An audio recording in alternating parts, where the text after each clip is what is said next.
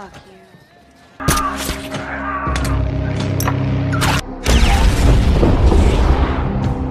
Halo para bubuhan film, apa kabarnya? Masih pakai wifi tetangga? Ternyata kita sama. Kali ini bubuhan film akan menceritakan seorang mantan intelijen khusus yang membantu menyelamatkan seorang PSK dari mafia Rusia. Dan inilah dia filmnya. Equalizer. Di awal film, kita diperlihatkan seorang laki-laki yang bersiap untuk bekerja dan kita sebut saja dia adalah Bob.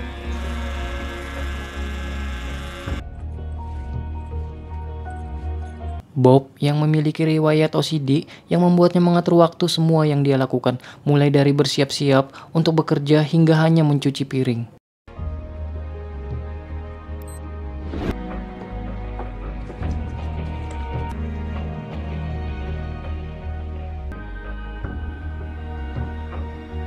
Di saat makan siang dengan rekan kerjanya yaitu Ralphie yang sedang dia bantu untuk menurunkan berat badannya. Ralphie yang selalu diingatkan bahwa dia seharusnya menurunkan berat badan untuk ujiannya menjadi penjaga keamanan. Whole grain, gluten free. Okay, condiments? Hampir setiap malam, Bob yang tidak bisa tidur sehingga dia pergi ke restoran dan di mana dia selalu membaca buku dan minum teh.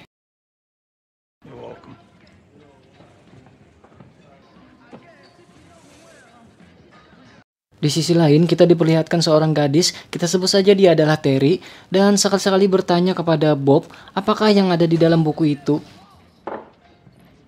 Bought a little machine for making demos. Sambil menghabiskan kuenya dan pergi untuk memanggil taksi.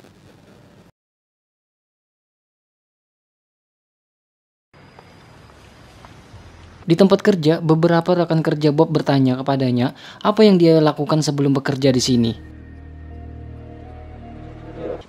You know, like Gladys Knight in the Pips? Like that. Kembali ke restoran malam itu, Bob yang bertemu dengan Terry. Saking asiknya berbicara, Terry pun mendapat telepon dari germonya yaitu Slappy. Seakan-akan itu tidak penting, Terry pun mengabaikannya. Dan ternyata, Slappy pun sudah berada di depan restoran tersebut sambil membukakan pintu mobil seakan-akan menyuruh Terry untuk masuk ke dalam mobil. Terry yang tidak bisa mengelak lagi, dia pun pergi keluar dan bergabung dengannya.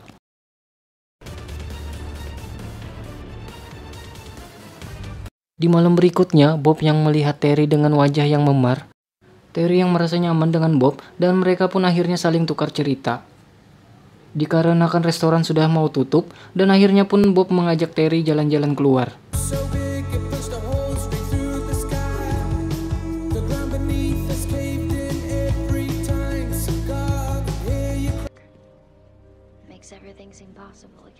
Di saat mereka hendak berpisah di malam itu, semua mobil berhenti di depan mereka, dan ternyata dia adalah Slappy. Ketika Slappy keluar dari mobilnya, tiba-tiba Slappy langsung menampar Terry. Dikarenakan anak buah Slappy membawa senjata, akhirnya Bob pun mengurungkan niatnya untuk membantu Terry. Slappy yang berjalan menuju Bob dan memberinya kartu bisnisnya dan menyarankan untuk memilih gadis yang lain. Di kemudian hari, Bob yang berada di restoran mendapat informasi kalau Terry masuk rumah sakit akibat dipukuli seseorang. Setelah mengetahui hal tersebut, Bob bergegas ke rumah sakit. Sesampainya di rumah sakit, Bob pun bertanya kepada seorang gadis dengan wajah yang memar. Kita sebut saja dia adalah Mandy. Mandy ini adalah seorang teman Terry.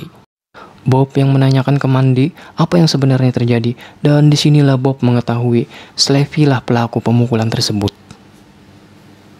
Selama berapa hari, Bob yang merenungkan situasi itu akhirnya memutuskan untuk bertindak menggunakan kartu yang Slappy berikan, dan Bob pun pergi menuju tempat tersebut. Bob yang menemui Slappy dan mengajaknya bernegosiasi sambil memberikan uang agar tidak mengganggu Terry. Bukannya menerima uang itu, Slappy pun malah tertawa dan menyuruh Bob untuk pergi.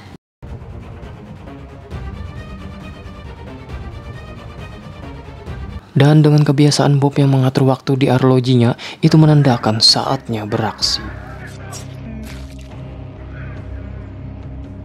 Setelah aksi memukau dari Bob, Bob pun meminta maaf dan pulang ke rumah. Setelah terjadi pembunuhan, seorang mafia yang bernama Teddy tiba di Boston untuk menyelidiki apa yang terjadi pada Slappy dan anak buahnya. Di tempat kerja, Bob memperhatikan bahwa Ralphie tidak masuk kerja. Dia diberitahu manajernya bahwa Ralphie menelpon untuk berhenti dengan alasan terjadi kebakaran. Sementara itu, Teddy yang dibawa salah satu polisi, kita sebut saja Frank, ke tempat kerja seorang gangster yang bernama John untuk melanjutkan pencarian si pembunuh. John yang menghina Teddy, akhirnya pun Teddy memukul John dengan asbak terus-menerus hingga John pingsan. Di tempat lain, ketika dua polisi kotor sedang makan di restoran ibunya Ralphie, mereka memerasnya untuk uang perlindungan dan mengklaim akan ada kecelakaan jika uang itu tidak tepat waktu dibayarkan. Ketika Bob yang melihat mereka yang memeras ibunya Ralphie, Bob pun merekam aksi mereka. Setelah merekam mereka, Bob pun menyuruh polisi itu untuk mengembalikan uangnya. Kalau tidak, Bob akan menyebar video ini ke stasiun berita. Ketika polisi kotor itu menodongkan pistol ke Bob, dengan cepat Bob pun dapat mengalahkan mereka.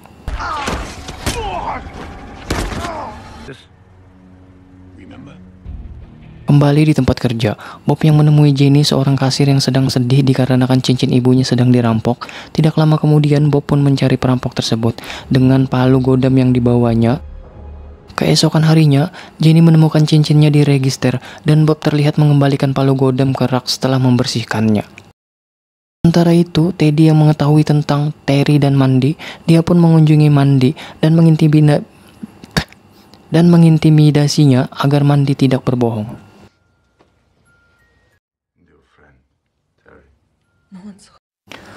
Setelah mengetahui pelaku pembunuh Slappy adalah Bob, Teddy pun kemudian mencekik Mandy sampai mati.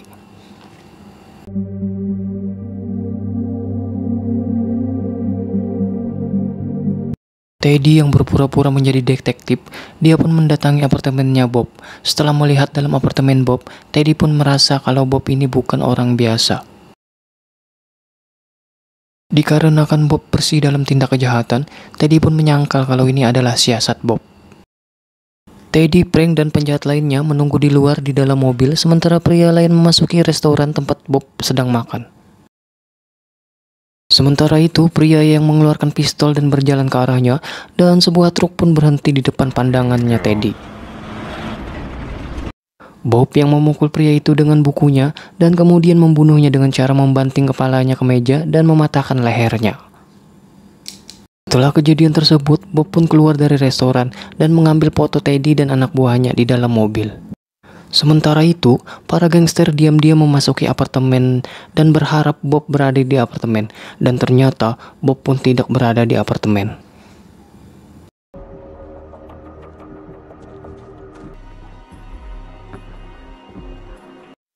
Bob yang pergi ke tempat Susan untuk menanyakan siapakah Teddy sebenarnya. Susan yang mengingatkan Bob bahwa orang ini tidak akan berhenti sampai dapat membunuh orang yang dia cari.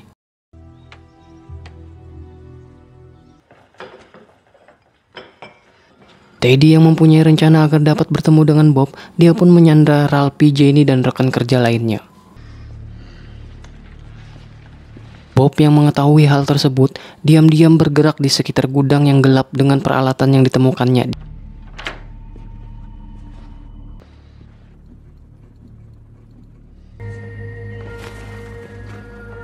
Dengan aksi yang sangat memukau, dia pun dapat menaklukkan satu persatu penjahat tersebut.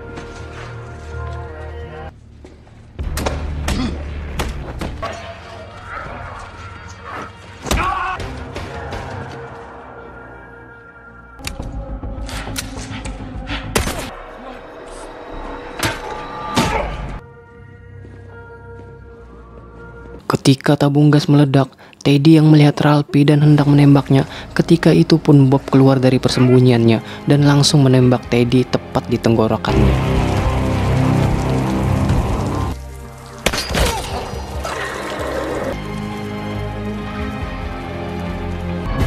Tiga hari kemudian, Bob yang mengetahui Pushkin lah yang merencanakan semua ini, ia pun diam-diam mendatangi rumahnya Pushkin di Moskow.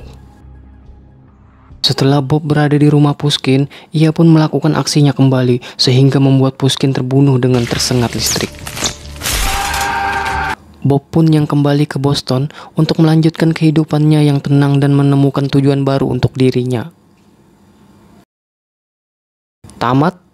Di dalam film ini kita dapat menyimpulkan, janganlah suka menggoda om-om.